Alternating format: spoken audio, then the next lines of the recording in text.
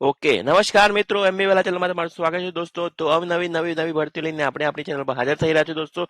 તમારો ધન્યવાદ છે કે તમે સારો પ્રતિસાદ બી આપી રહ્યા છે. આજે આપણે કાયમી શિક્ષકોની 13,000 ખાલી જગ્યાઓ માટે જે લાયક ઉમેદવારો છે છતાં એ લોકો કેમ ફોર્મ નથી ભરી શકતા એ માટે આજે ચર્ચા કરીશું. શિક્ષકો માટે ટેટ ફરજિયાત બની કે નહીં એ નવો પરિપત્ર બી આવી ગયો છે સરકાર દ્વારા. તો આ બધી માહિતીની આપણે ચર્ચા વિચારણા કરીશું આજે. અને તમારે બી શું લાગે છે તમે બી તમારી કોમેન્ટ્સમાં લખી શકો છો દોસ્તો. ઠીક છે દોસ્તો.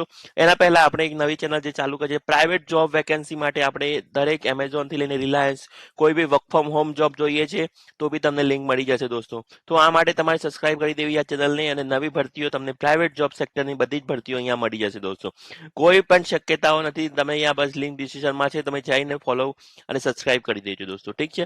હવે આપણે જાણીશું કે જો ટેટના ઉમેદવારો છે જે શિક્ષકો બનવા માંગી રહ્યા છે કેમ ફોર્મ નથી ભરી શકતા.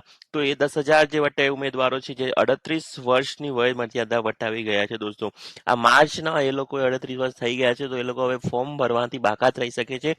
એના પાછળનું રીઝન છે કે તમને બી ખબર છે કે જે 15 વર્ષમાં જે ભરતીઓ 7 વખત લેવામાં આવી હતી તેમાં 2 વાર ઢીલા વહીવટના કારણે જ આ લોકોએ ઇસ્યુ આવ્યો હતો. અને 31 માર્ચ સુધીમાં ભરતી નહીં થાય તો 35,000 વય મર્યાદા પાય કરી દે છે.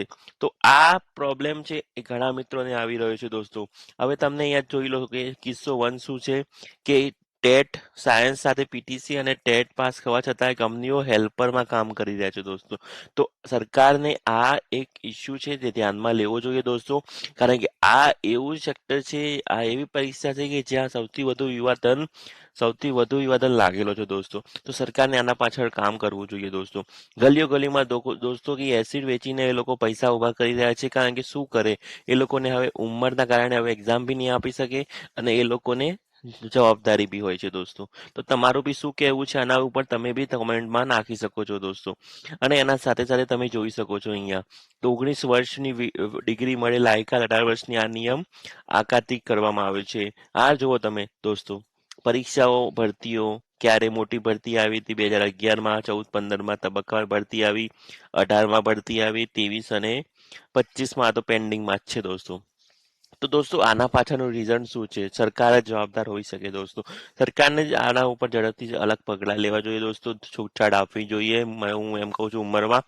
અને જે લોકોને પ્રાઇવેટ સેક્ટરમાં બી કામ કરવા માંગતા હોય, સારી નોકરી જોઈતી હોય, ડિગ્રી હોય તો આપણી ચેનલને જોડાઈ જજો દોસ્તો. ફાઇનાન્શિયલ ટ્રેડર્સ સારા સારા વિડીયો નવા લઈને આવી છે. વર્ક ફ્રોમ હોમ જોબ બી છે તમારા માટે દોસ્તો.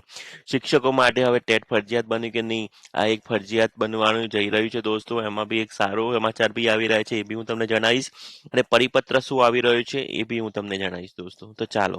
તો અહીંયા તમે જોઈ શકો છો કે શિક્ષકોની જે છેલ્લા 5 વર્ષના નિવૃત્ત થવાના બાકી હોય એ લોકોને થોડી મુક્તિ આપવામાં આવી છે કે એ લોકોને ચાલી શકે છે કે ટેટના ઉમેદવારો બાકીના ઉમેદવારોને પાસ કરવું ફરજિયાત બનશે દોસ્તો.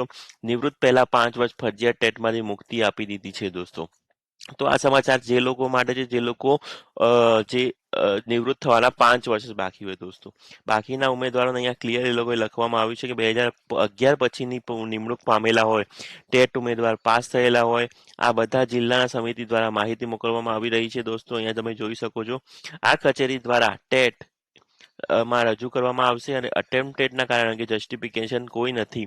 ટીચર જસ્ટિફિકેશન જે બી છે જેમાં રજૂ કરેલા સંદર્ભમાં અટેમ્પ્ટથી જસ્ટિફિકેશનનું કારણ દિન 3 સુધીમાં ઈમેલ કરવાનું રહેશે દોસ્તો. તો આ એક સરકાર દ્વારા પરિપત્ર બહાર પાડવામાં આવ્યું છે દોસ્તો. તો તમારું આના ઉપર શું કહેવું છે કે ટેટના ઉમેદવારો માટે સારા સમાચાર છે કે નહીં?